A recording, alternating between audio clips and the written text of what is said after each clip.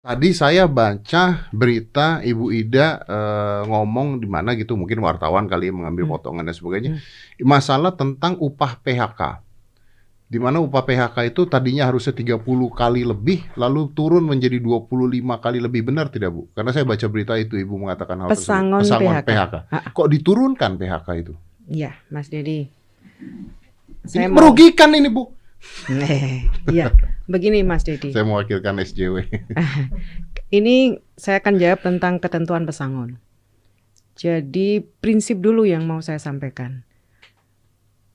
Pesangon, ketentuan tentang pesangon, prinsip umumnya bahwa pemerintah memastikan bahwa pesangon betul-betul menjadi hak dan dapat diterima oleh pekerja atau ini paham nggak ini maksudnya? Paham. Jadi harus diterima. Hak. Memastikan.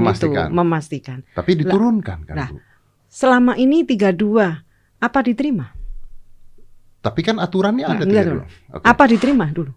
Nggak tahu kita. Nah, kalau nggak tahu gini Mas, pada prakteknya Undang-Undang 13 2003 tentang ketentuan pesangon yang memang sangat bagus, 32 kali.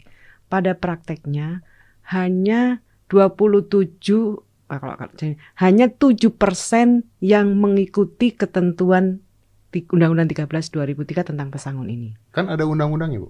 Tar dulu. Jadi undang-undang itu artinya tidak implementatif kan?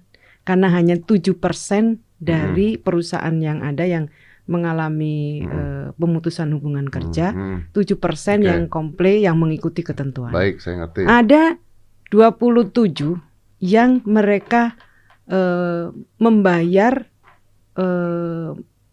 membayar sesuai dengan kesepakatan.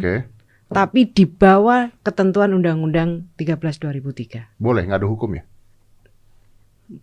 Ini saya tidak ngomong boleh atau tidak boleh. Saya ngomong praktek di lapangan. Tapi kan kalau ada hukumnya harusnya tidak boleh. Harusnya tidak boleh kan? Iya.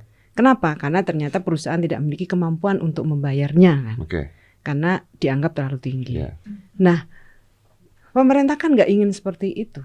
Dari prinsip di Undang-Undang 32 2003 itu, bagaimana pemerintah bisa memastikan bahwa pesangon itu betul-betul menjadi hak dan dapat diterima pekerja atau buruh. Makanya diturunkan. Diturunkan dengan ada kepastian. Kepastiannya bagaimana? Dari mana pemerintah bisa memastikan? Kepastiannya bagaimana?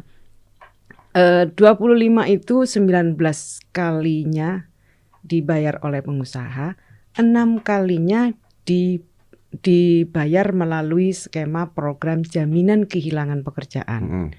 Jaminan kehilangan pekerjaan ini adalah satu jaminan sosial ketenagakerjaan yang tidak mengurangi manfaat dari berbagai jaminan lainnya seperti jaminan kecelakaan, jaminan kematian, jaminan hari tua, dan jaminan pensiun.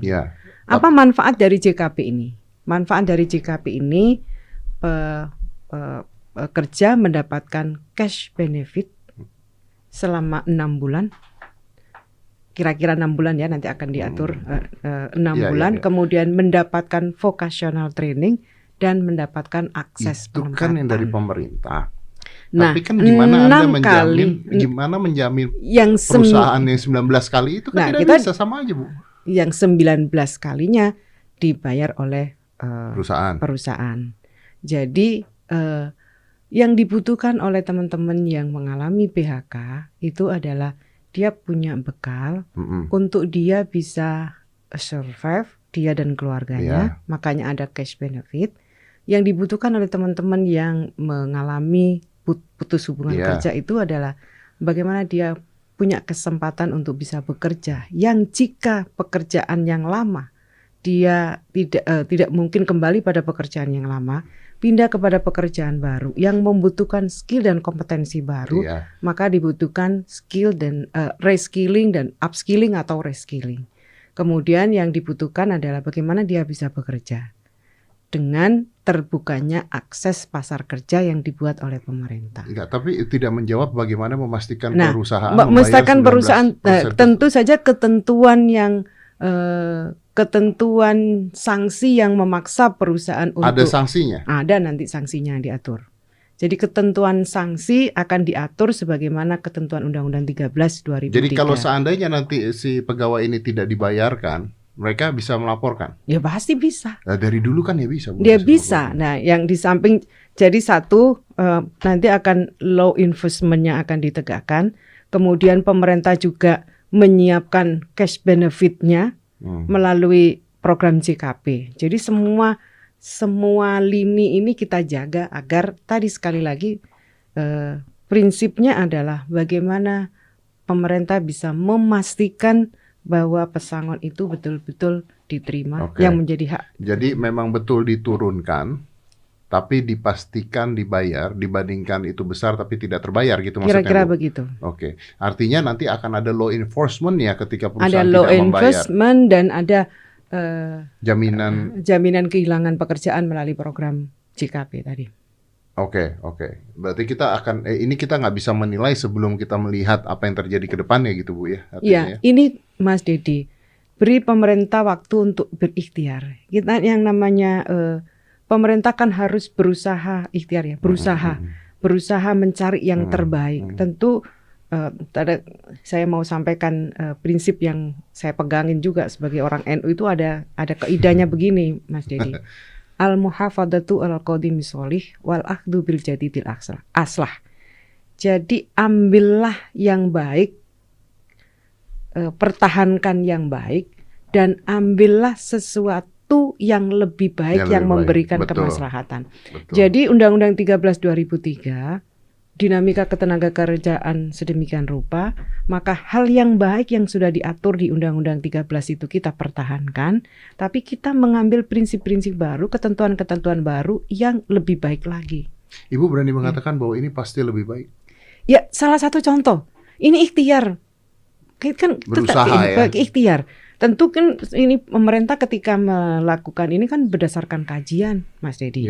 Misalnya kajian, kita ternyata kenapa